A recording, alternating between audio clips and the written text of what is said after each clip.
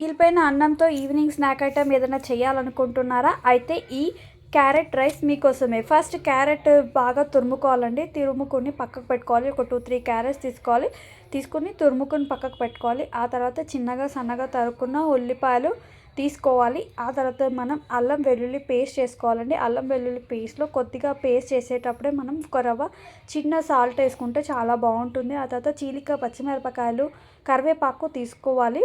దాని తర్వాత మనం కొద్దిగా ముక్కలుగా చేసుకున్న జీడిపప్పు తీసుకోవాలి.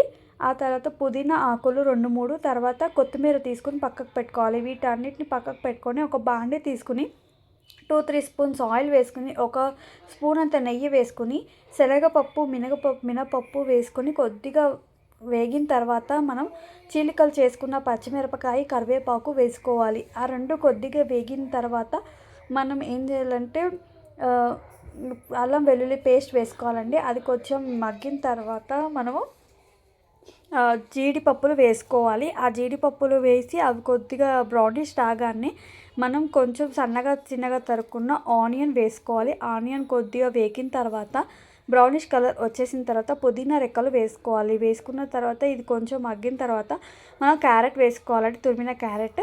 ఈ క్యారెట్ అనేది తొందరగానే మగ్గిపోతుంది. సో క్యారెట్ని వేసుకున్న తర్వాత అందులోనే మనం ఎంతైతే క్వాంటిటీ అన్నం తీసుకుంటున్నామో దానికి తగినంత సాల్ట్, కారం, కొద్దిగా పసుపు వేసుకుని బాగా కలుపుకోవాలి. కలిపిన తర్వాత మనం ఏదైతే రైస్ తీసుకున్నామో పక్కకు పెట్టుకున్నామో ఆ రైస్ని ఇందులో కలిపేసి కొత్తిమీర యాడ్ చేసుకోవాలండి.